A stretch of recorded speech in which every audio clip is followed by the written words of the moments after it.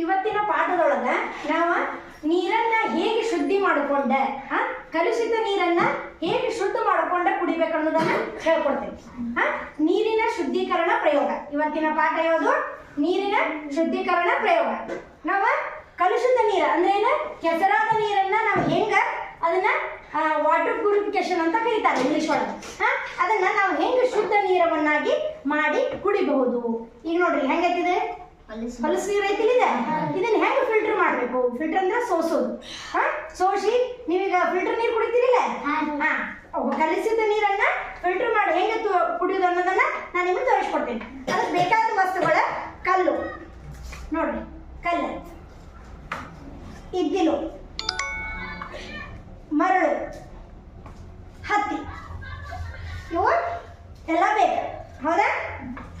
ಮೊದಲನೇದಾಗಿ ಕಲ್ಲು.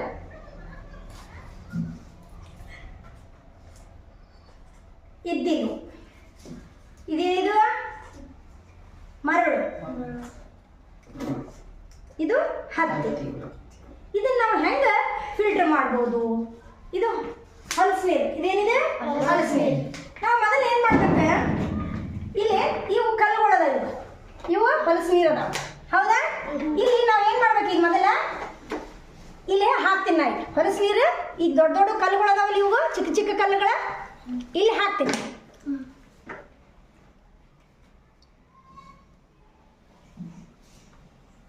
ಈ ಕಲ್ಲುಗಳು ನೀರಿನೊಳಗ ಕಣಗಳನ್ನ ಹೀರಿಕೊಂಡು ಇಲ್ಲಿ ಕಲ್ಲಿದ್ದಲಕ್ಕೆ ಬಿಡುತ್ತೆ, ಅಲ್ಲಿ ಬೀಳ್ತದೆ.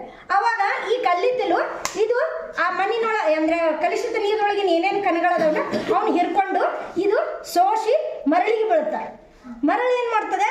ಅದು ಸೋಸ್ಕೊಂಡು ಅದು ಇಲ್ಲಿ ಯಾವುದೋ ಹತ್ತಿಗೆ ಬೀಳುತ್ತೆ. ಎಲ್ಲಿ? ಹತ್ತಿಗೆ ಬೀಳುತ್ತೆ. ನೋಡ್ರಿ ಬೀಳತತಿ.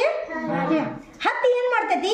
ನೀರಿನೊಳಗಿನ ಎಲ್ಲ ಕಣಗಳನ್ನ ಸೋಸ್ಕೊಂಡು ಕಲುಷಿತನ ಸೋಸ್ಕೊಂಡು ನಮಗೇನು ನೋಡ್ರಿ, ಕಲುಷಿತ ನೀರನ್ನ ಹಾಕ್ತೀನಿ. ಅದು ಹತ್ತಿ ಏನು ಮಾಡುತ್ತಾ? ಸೋಸ್ಕೊಂಡು ನಮಗೆ ಶುದ್ಧವಾದ ನೀರನ್ನ ಕೊಡ್ತೈತಿ.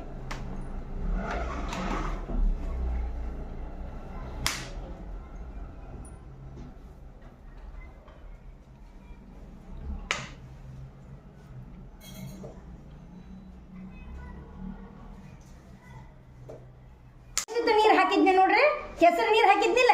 ಈಗ ನೋಡ್ರಿ ಸೋಸಿ ಸ್ವಚ್ಛ ನೀರು ಬರತದಿ. ನೋಡ್ರಿ ನೀರನ್ನ ಶುದ್ಧೀಕರಣ ಮಾಡುವ ವಿಧಾನ ಗೊತ್ತಾಯ್ತು.